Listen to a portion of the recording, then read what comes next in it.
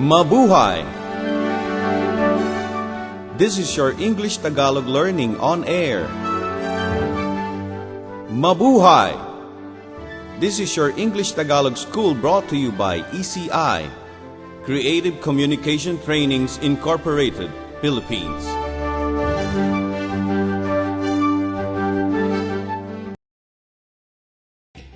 Lesson 4. In the Jeepney. For this lecture, you will be equipped with the different expressions and words used in riding a passenger jeepney. For people who are new in the Philippines, especially tourists who came to visit, riding a jeepney is a special part of their experience. As some would say it, your visit will not be perfect without it.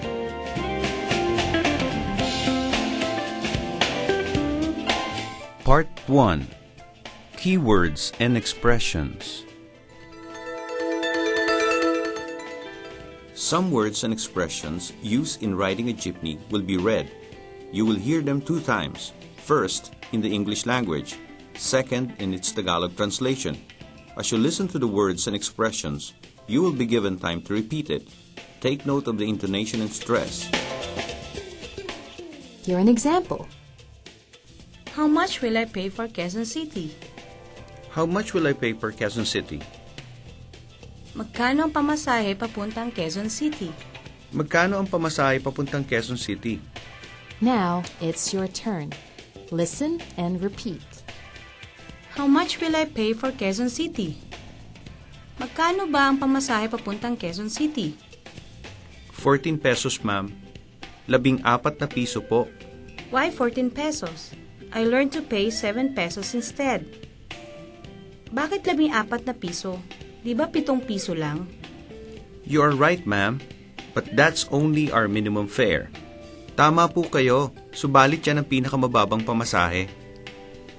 So how do you go with it? Paano ka bang sumingil? You pay 7 pesos for the first 4 kilometers and 50 cents per succeeding kilometers. Magbayad ka ng 7 piso para sa unang 4 na kilometro at magdagdag ka ng 50 sentimo bawat kilometro. Okay, I understand. So here's my fare of 20 pesos and keep the change. Naintindihan ko na. Ito na ang pamasahe kong 20 piso, sa'yo na ang sukli. Thank you very much, ma'am. Maraming salamat po. You did a great job. It might feel a little difficult to pronounce the expressions in the Tagalog language. Don't worry, it's normal. As you keep on practicing, I'm sure that you will be used to the monosyllabic way of pronouncing words. As the saying goes, familiarity comes from practice. Part 2. More Tagalog practice. This time, you will be listening to the expressions only in the Tagalog language.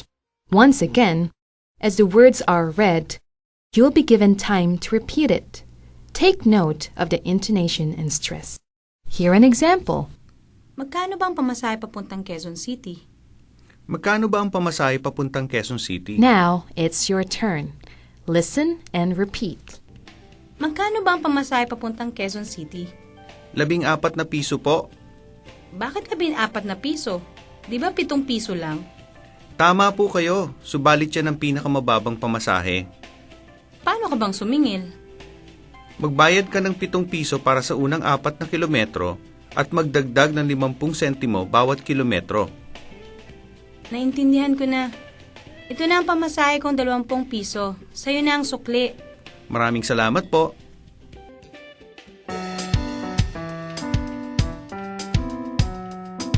That was an excellent drill.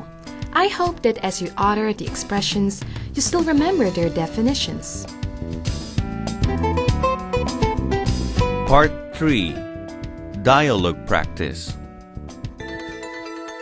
Learning the vocabulary words and expressions alone is not enough to absorb a language. Words come to life if they are heard and used in real-life settings. As we advance, listen to the expressions learned as they are used in a dialogue. Dialogue listening 1 will be spoken in the English language. Listen and try to understand the conversation carefully. How much will I pay for Quezon City? 14 pesos, ma'am. Why 14 pesos? I learned to pay 7 pesos instead. You are right, ma'am, but that's only our minimum fare. So how do you go with it? You pay 7 pesos for the first 4 kilometers and 50 cents per succeeding kilometers. Okay, I understand. So here's my fare of 20 pesos and keep the change. Thank you very much, ma'am. For dialogue listening 2, the English phrases will be immediately followed by its Tagalog interpretation. As you hear the words translated in Tagalog, please repeat it. How much will I pay for Quezon City? Magkano ba ang pamasahe papuntang Quezon City? 14 pesos, ma'am. 14 na piso po. Why 14 pesos? I learned to pay 7 pesos instead. Bakit 14 na piso? Di ba 7 piso lang? You are right, ma'am, but that's only our minimum fare. Tama po kayo. Subalit yan ang pinakamababang pamasahe. So how do you go with it? Paano ka bang sumingil? You pay 7 pesos for the first 4 kilometers and 50 cents per succeeding kilometers. Magbayad ka ng 7 piso para sa unang 4 na kilometro at magdagdag ng 50 sentimo bawat kilometro. Okay, I understand. So here's my fare of 20 pesos and keep the change. Intindihan ko na. Ito na ang pamasahe kong 20 piso, sa'yo na ang sukli. Thank you very much, ma'am. Maraming salamat po.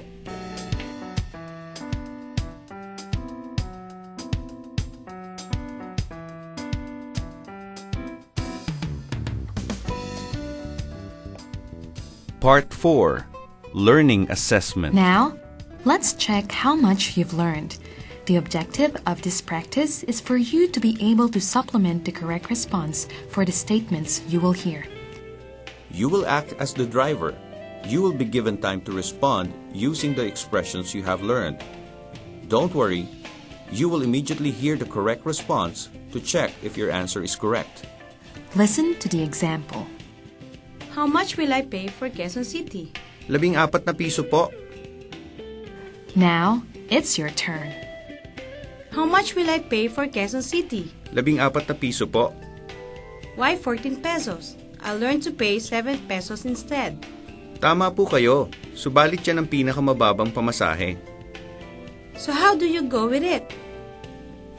Magbayad ka ng 7 piso para sa unang 4 na kilometro at magdagdag ng 50 sentimo bawat kilometro. Okay, I understand. So here's my fare of 20 pesos and keep the change. Maraming salamat po. That was an admirable practice. You're such a fast learner. Thank you for listening. We hope that this has been both an enjoyable and productive time of learning another language. End of Lesson 4. This segment is brought to you by ECI, Creative Communication Trainings Incorporated, Philippines. 4.